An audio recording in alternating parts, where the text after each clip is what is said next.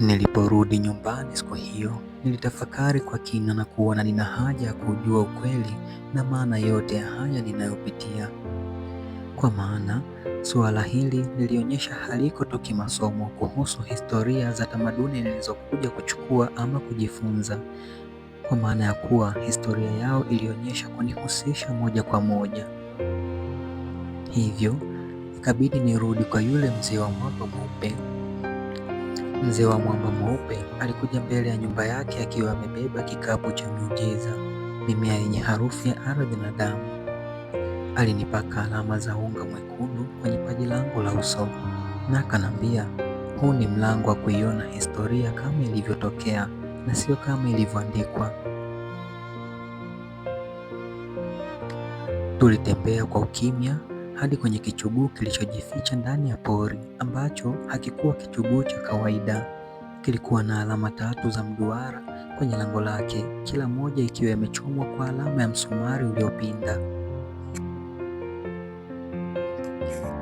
Mzee alitoa mfuko mdogo wa ngozi, akatoa ndani yake vipande 3 vya mifupa vilivyofungwa kwa uzi wa damu iliyokauka. Alivyoviweka juu ya kila msumari, ardhi ikaanza kutikisika taratibu na vumbi likapanda angani. Mlango ukajifungua taratibu, ukitoa harufu ya zamani ya ukale.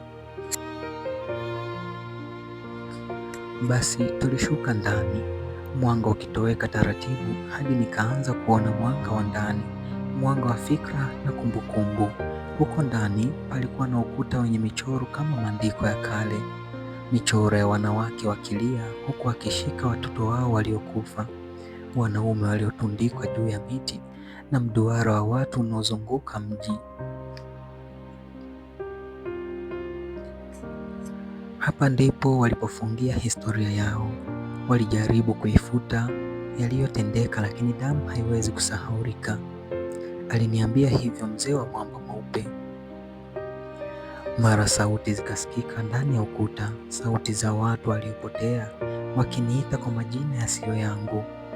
Imani, Imani Mwanakamala, mrudi nyumbani, tunaumwa, hatujalala miaka mingi sasa. Nilihisi miguu yangu ikitetemeka. Vitu vilianza kuonekana kwenye giza, miili isiyo kamili, macho yenye huzuni yakinitazama. Mmoja wao, mtoto mdogo, alinisogelea huku machozi yakimtoka, akaniambia, wewe ndio uliochaguliwa kutufungua. Nilitaka kurudi nyuma, lakini nilikumbuka maneno ya mzee, maneno aliyoniambia kuwa usigeuke hata ukihisi kuna mtu anakufuata. Na nilihisi kulikuwa na kitu nyuma yangu kikitembea polepole kimya, lakini kilichokuwa kama kinaivuta pumzi yangu. Lakini nilijikaza nisiweze kugeuka nyuma, ili niweze kujua na kufikia hatima ya kile ninachokifuata. Mzee alinigusa bega, akaniambia, usiongee nao tena, usiongee nao kwa sasa, usijihusishe kabisa. Hili ni lango la kwanza tu. Basi tulitembea hadi eneo jingine aliloliita kuwa ni lango la pili, mapango yaliyofunikwa na mizizi ya miti mikubwa. Tulipofika, mzee alisimama na kusema, hii ni sehemu ya kale kabisa. Ndani ya pango hili utaongea na yule aliyokuita kwa damu, lakini ukitaja jina lako la sasa hutomwona. Tumia jina la damu. Nikamuuliza, jina langu la damu ni lipi? Alinitazama kwa macho yaliyokomaa na kusema, Imani. Jina lako la damu unaitwa Imani. Basi nilipoingia ndani ya pango hilo, harufu ya udongo na moshi wa miaka mingi ukanigusa. Kulikuwa na chembechembe za mwanga zilizotanda angani kama vumbi la dhahabu. Kisha nikasikia sauti ya kike ya upole ya huzuni ikiniambia, amani wangu, umerudi. Niligeuka. Mbele yangu alisimama mwanamke mrefu mwenye ngozi ya kijivu ya kiroho, macho yake yakiwa kama maziwa yaliyomwagika, yenye huzuni ya karne nzima. Bibi, nilisema bila kujua nimetoa sauti. Akanambia, Nilikimbia ili kukuokoa, lakini laana ya damu haikukoma. Waliniita msaliti, lakini nilijua siku moja utarudi, na sasa uko hapa. Alinisogelea. Aliponigusa bega, mwili wangu wote ukatetemeka. Mara taswira zikaanza kujaa kichwani mwangu. Nikagundua kuwa alikimbia usiku wa dhoruba akiwa na mama yangu mdogo. Aliwahi kushuhudia ndugu zake wakitolewa kafara ili kulinda ustawi wa kijiji. Alihifadhi ushahidi wote kwa picha na michoro ambayo sasa nimeanza kuiona kwa macho ya ndani. Wewe ni uzao huu wa mwisho. Wewe ni uzao wenye uwezo wa kuvunja mzunguko huu, lakini ili uvunje lazima uwe tayari kwa kafara. Nilinama nikihisi mzigo wa historia ambayo si mimi niliufuata, lakini sasa ni wangu. Nilipoinua kichwa, bibi yangu alikuwa ameanza kuyeyuka kama moshi, lakini sauti yake ilibaki ikisema, ukitaka kujua yote, lango la 3 litakuwa na majibu ya maswali yako. Nikamuuliza mzee wa mwamba mweupe, juu ya lango la 3 ni lipi hilo? Nikamwona kawa mpole zaidi, kisha akanambia, ukifika hapo, mimi nitakuwa nimefikia mwisho wangu kama ilivyoandikwa kwenye maneno ya kale, lakini hakuna budi, ni lazima tufike.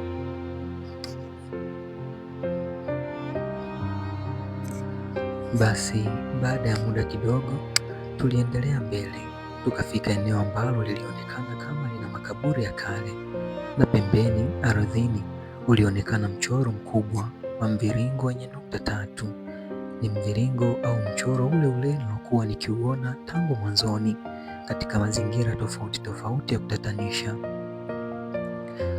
Mzee wa mwamba mweupe akanionyesha kwa kidole kuwa na hilo ndio lango la mwisho la 3, na ndiyo maana halisi ya michoro hiyo uliyokuwa ukiiona toka awali.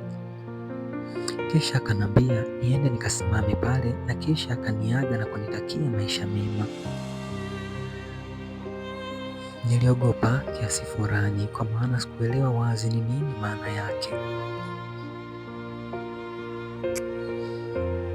lakini nikasogea, na niliposimama katikati ya duara hilo, upepo ukaanza kuzunguka kwa kasi.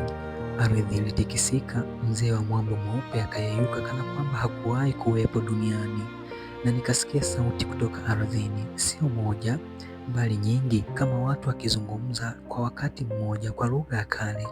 Sauti hizo ziliniita jina lile lile, Imani, Imani, Imani. Nilipiga magoti bila kutaka. Nilihisi machozi yakianguka bila sababu. Moyo wangu ulipiga kwa kasi isiyo ya kawaida. Kisha palitokea kitu kisichoelezeka. Ardhi ikapasuka kwa sauti kali, na kaburi moja likajifungua lenyewe. Kaburini kulikuwa na mtu, sio maiti, bali mzimu wenye mwili wa kivuli, macho yaking'aa kama makaa ya moto. Alivaa mavazi ya zamani, lakini sauti yake ilijaa mamlaka. Wewe ndiye kizazi cha mwisho, Imani, aliniambia, na akaendelea kusema kuwa laana hii iliwekwa baada ya maovu mazito yaliyokuwa yakifanyika kijijini hapa miaka mingi iliyopita. Watu waliishi kwa amani sana kijijini hapa hapo awali, lakini kuliibuka mitindo mbalimbali ambayo miungu ilitafsiri kama ni uovu, ambapo zilihitajika kafara mbalimbali kusafisha hilo. Na ilipofika awamu ya damu yako, bibi yako alikutorosha na kuasi mizimu, hivyo akapatiwa adhabu hiyo ya kuhangaika mapangoni miaka na miaka. Laana ilitafuna kijiji chote kwa ujumla, na ndio ujumla wa yote hayo uliokuwa ukiyaona yakitokea kwako na kijijini hapa. Umeletwa huku sio kwa bahati mbaya, bali ni kwa kukomboa kijiji hiki kwa nafsi zilizoshikiliwa na mizimu miaka na miaka. Kiufupi, damu yako ni yenye baraka zilizotoka kwa Mungu. Sasa uamuzi uko mikononi mwako.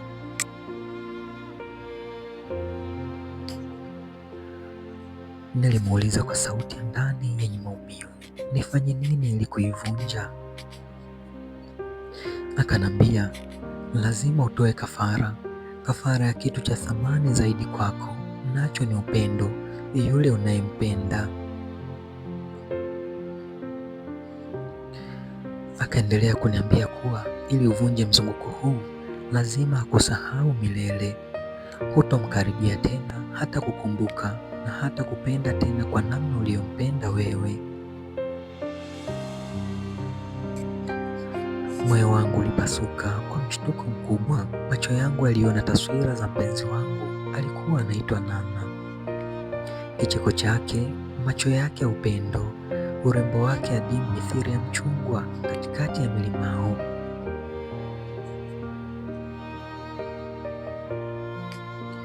Moyo wangu ulikumbuka thamani ya upendo wake, mithili ya mng'ao wa kipande cha almasi kwenye kina kirefu cha maji. Nilijikuta nikilia kwa uchungu, lakini pia sauti za vilio vya nafsi nyingi zisizo na hatia za wanakijiji zilinirudia. Nilihisi sauti tena ya bibi ikinililia. Ni wazi fika, ni upendo wa bibi enzi hizo kwangu ndio uliomtia kitanzini enzi na enzi. Sina budi kusafisha hili. Kwa matumaini makubwa nilisikia sauti yangu ya ndani ikisema, ni lazima iwe hivi, ni lazima ufanye hivyo. Hapo hapo nilivyojisemea tu hivyo, nikaona saa nilokuwa nimevaa mkononi imeyeyuka bila mimi kuelewa.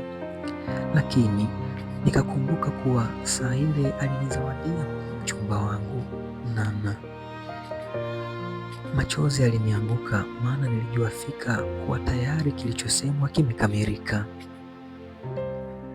Ndipo mzimu ukasema, umeshachagua.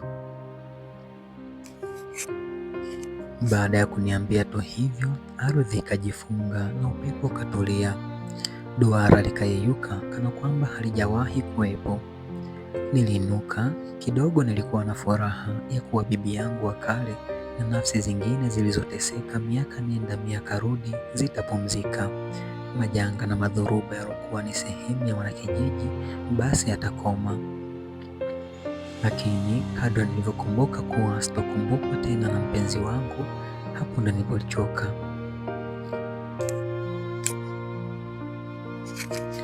Basi nilirudi kijijini taratibu. Wanakijiji walionekana na furaha kana kwamba wanajua kila kilichotokea msituni.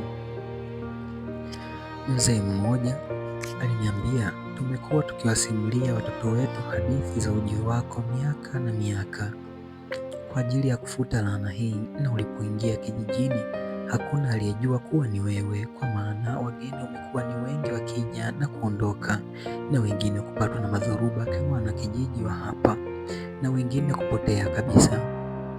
Tumeona ishara ya kuachiwa huru, ishara zilizoachwa na mafundisho tuliokuwa tukifundishwa karne na karne. Alimaliza kwa kumshukuru Mungu kunileta kijijini kwao.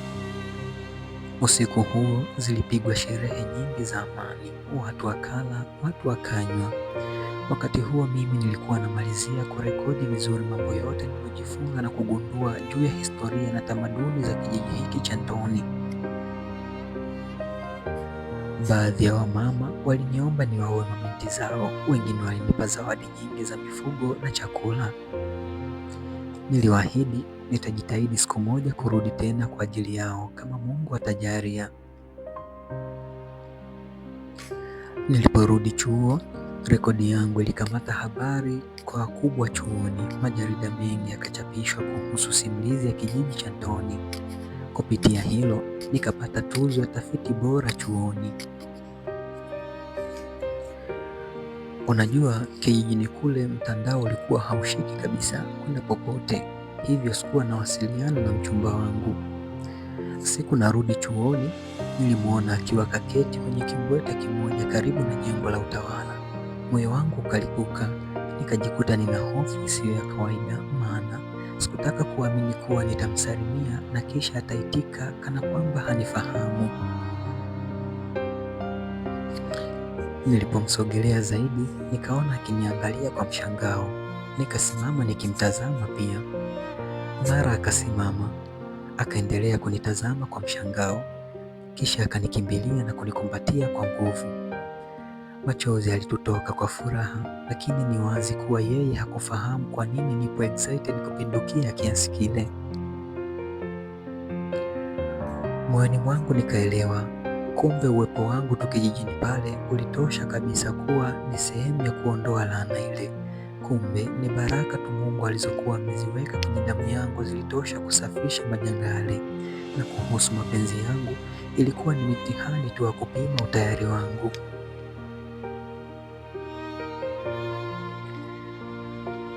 Na huu ndio mwisho wa stori yetu pendwa. Tukutane katika simulizi nyingine nyingi za kusisimua za mahusiano, za kihistoria, za mafundisho na za namna yoyote ile. Hivyo basi, ili wewe wa kwanza kupata taarifa za kila kazi nitayoachia, usisahau kulike, kucomment, kusubscribe chaneli yetu.